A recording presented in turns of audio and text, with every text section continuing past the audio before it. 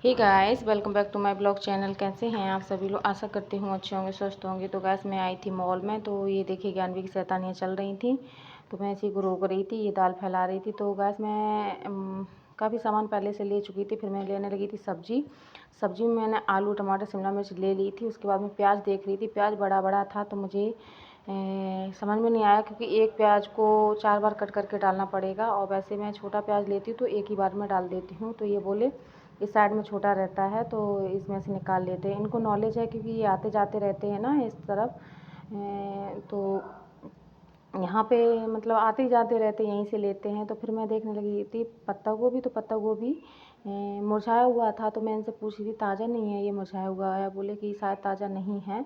तो उसके बाद ये आलू रखे थे, आलू मैं पहले से ले चुकी थी। तो मैंने इनसे कहा कि ये आलू शायद अलग लग रहे हैं। बोले नहीं, आलू सेम है, पर कैरी बैग बदला हुआ है।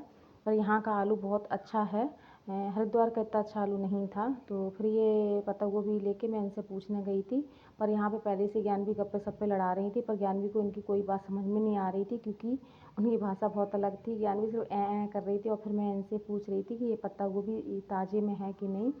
तो वो समझ ही नहीं पा रही थी हम क्या कह रहे हैं। तो उसके बाद ये आए, इनको थोड़ी बहुत आने लगी है।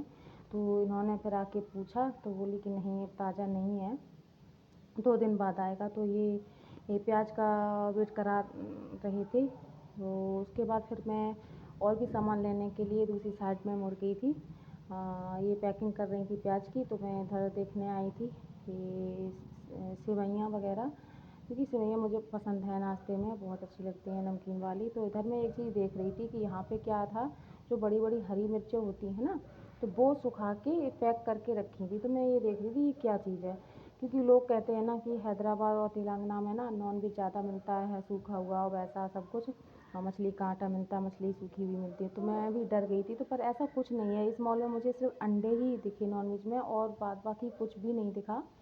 क्योंकि ये देखो, अब जो जहाँ मिलता होगा वहाँ मिलता होगा, पर यहाँ मॉल में नहीं था। मैं दूसरे मॉल में भी गई थी, वहाँ पर भी नहीं था।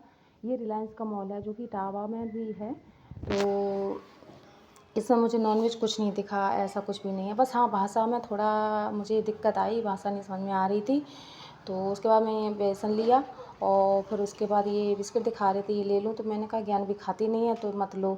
तो इन्होंने नहीं लिया था। उसके बाद फिर मैं देख रही थी, पास्ता ढूंढ रही थी, पास्ता मुझे नहीं मिल रहा था, बहुत देर से देख रही थी। तो फिर मैंने उनसे पूछा था कि पास्ता कहाँ है, तो उन्होंने कहा उस साइड मिलेगा। तो मैंने कहा ठीक है।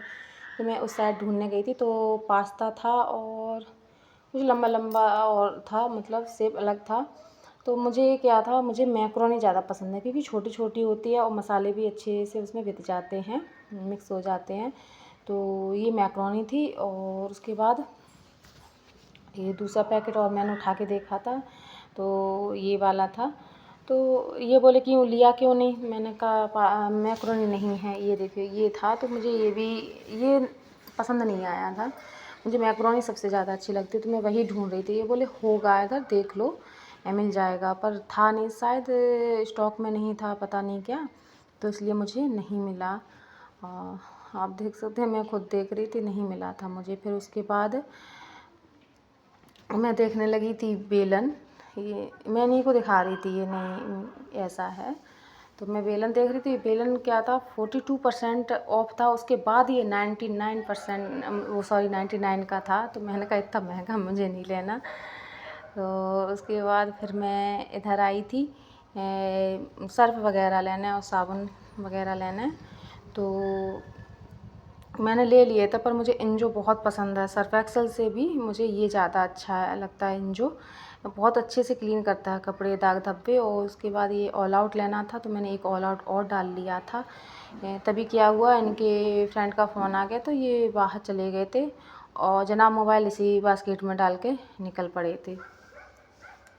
तो मैं यहाँ बिलिंग के लिए सामान लेके आ गई थी। इधर ज्ञानवी की मस्तियाँ चल रही थी, आप देख सकते हैं। ये ज्ञानवी ये उठा रही थी गाड़ी, क्योंकि इसको ना बस ये चलाना है और कुछ नहीं, ये खेलती ज़्यादा नहीं है इनसे।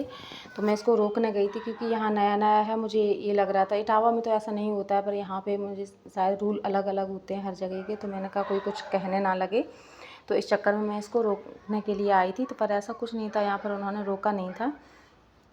मस्ती से खेल रही थी, तो मैं ये सामान दे रही थी, वो अपना देखो बिल कर रहे थे। और क्या हुआ कि भाषा यहाँ समझ में नहीं आ रही थी उनकी मुझे और मुझे उनकी, तो ये मैंने अपने पतिदेव के लिए लिया था लंच बॉक्स। और ये मल्टी वाली साबुनदानी है, तो अच्छी लगी थी मुझे, ले ली मैंने। तो बस भाषा ही का इशू हुआ थोड़ा बहुत, कि जो भाषा मुझे समझ में आती है, सबको थोड़ी थोड़ी हिंदी आती है, पर कुछ लोगों को नहीं आती है। तो ये देखिए मोबाइल इसी में डला था, मैंने कहा देखो मोबाइल इसी में छोड़ गए, और बाई चांस ये लोग बिल करते यही सामान उठाते तो पता नहीं मोबाइल मिलता भी कि नहीं। तो ये मैंने दूध के पैकेट लिया था और एक दही का भी लिया था। तो फिर ये बोले कि ये सामान ज़्यादा हो गया, ये आ गए थे, तो इन्होंने क्या करा, रूम मेरा पास में ही था, तो ये बोले मैं इतना सामान घर पे रख के आता हूँ, फिर उसके बाद दूसरे मॉल में चलता हूँ। मैंने कहा ठीक है, तो मैं दूसरे मॉल में गई थी। फिर उसके बाद मॉल से आके फिर मैं गई थी दुकान पे चूल्हा ख़रीदने। ये एक सिंगल चूल्हा ही लिया था मैंने, क्योंकि सिंगल मेरे पास एक और है, और डबल चूल्हा वाले 2 चूल्हे हो गए हैं मेरे पास, ये मिला के 4 चूल्हे हो गए। तो फिर मैंने इस पर किया था दूध बॉयल, तो आप खुद देख सकते हैं। गैस मैंने ना मीठा नहीं कुछ बना पाया था, क्योंकि खाना बनाना था जल्दी से, इस चक्कर में। और वैसे देखा जाए कि दूध भी गर्म कर दिया था, तो वो भी शुभ ही होता है, अच्छा होता है, अच्छा माना जाता है।